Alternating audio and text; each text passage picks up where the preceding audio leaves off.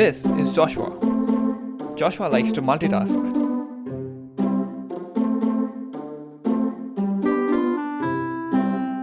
He needs a car just like him. This lady in red is the 2017 facelifted Grand i10. Let's find out if it's a car for me.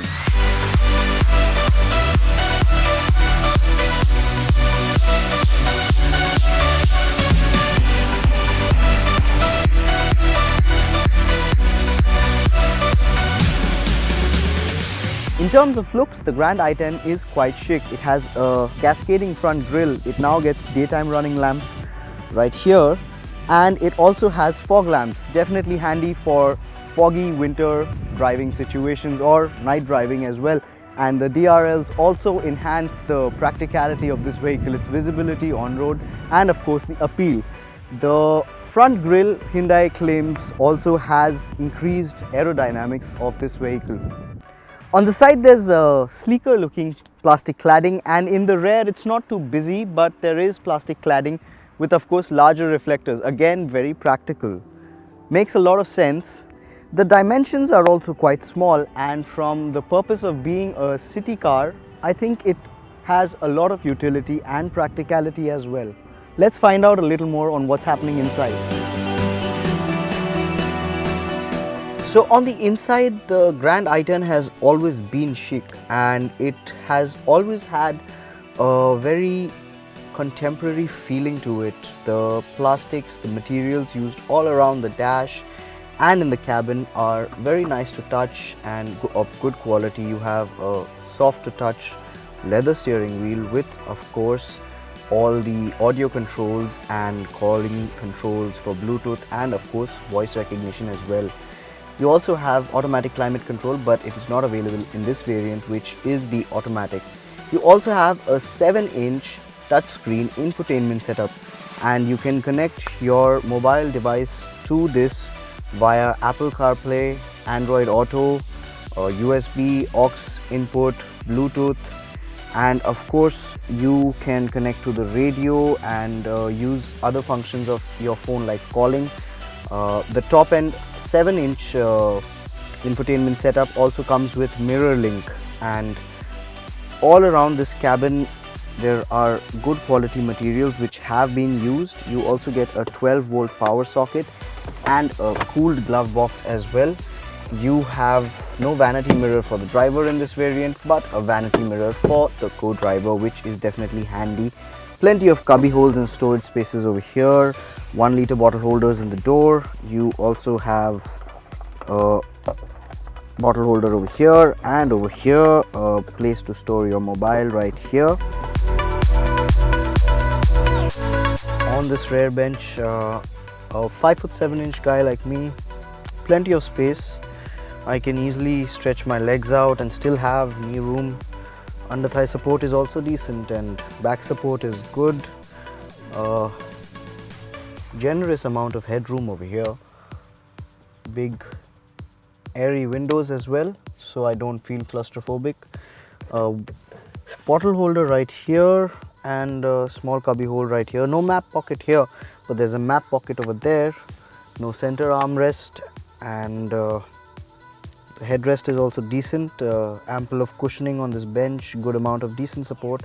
I also get rear AC vents, which is definitely a handy thing to have, and a 12-volt power socket to charge my mobile device or any other electronic device.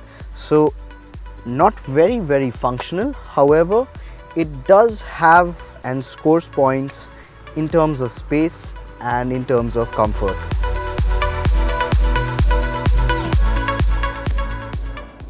So I like to travel a lot, and I usually travel with a lot of friends as well. Now there's enough space for them to sit inside, but is there enough space in this boot? Definitely got adequate space, maybe for a weekend getaway, and it also has a parcel tray, which of course can be detached as well, and in case I'm traveling with only me and one passenger, I can always drop down the seat as well to create more space in case I'm going for a long trip. So quite practical and definitely a roomy boot. It's quite interesting and definitely makes for a good buy. and of course you also have that grab handle to pull the boot lid down.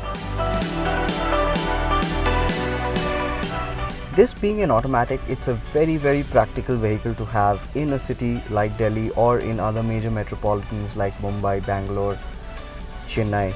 You get stuck in bumper to bumper traffic and clutching can really be a hassle. Now this is a 4-speed automatic. It has been mated to a 1.2 liter petrol motor. The VTVT motor is quite peppy and this gearbox is also quite smooth. I wouldn't say it's seamless, but definitely quite smooth. And gear shifts, especially when you're cruising around the city in say speeds of 60 to 70, of course following the laws of the land, you do not necessarily feel those jerks when the vehicle upshifts.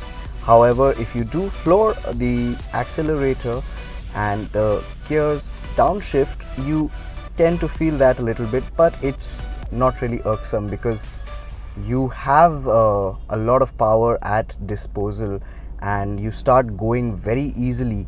There is no real lag that can be noticed and it's a very peppy drive.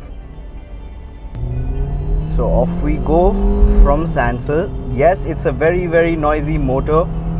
It is making quite a bit of sound. Braking as well is very good, and we touched about 80 and at another red light we stopped. So definitely left a lot of people behind. So it does have power, there's no question about it. To be precise, 81 bhp of power, which is quite good. It's very practical and handy, especially when you want to overtake, when you're driving on highways as well.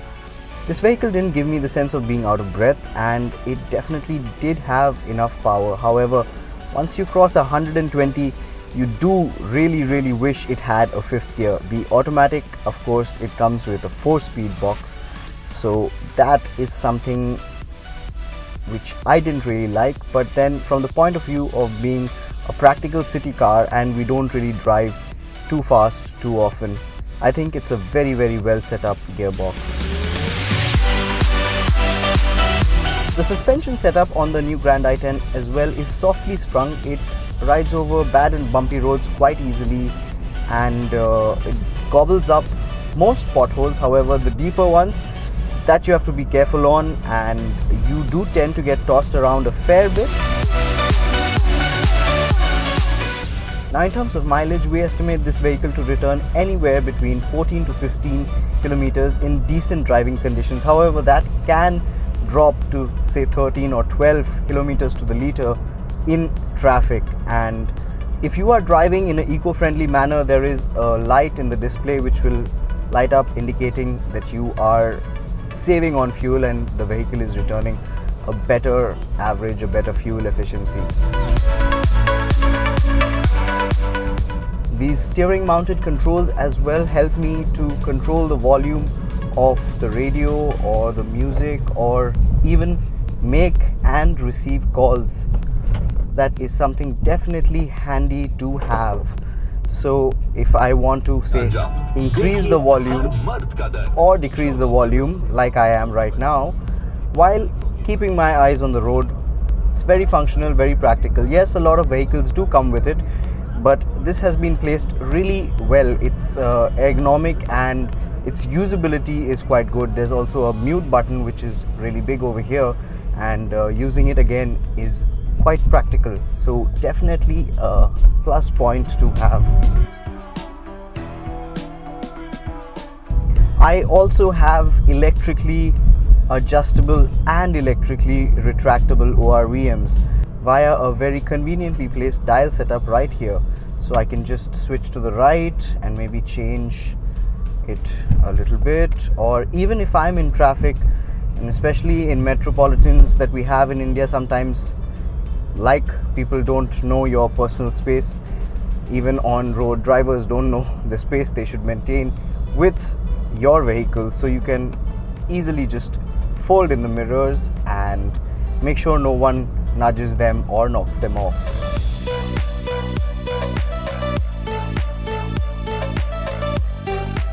So all in all, this Grand i10 makes a lot of practical sense for me. If you want to multitask, if I need to probably take a call while driving it, a simple push of the button on the steering wheel while I don't even take my eyes off the road, make sure that I'm safe, and of course that I can also multitask, that I love doing. So if you are of a similar mindset, then this definitely is one of the most practical and sensible city smart cars that I have come across.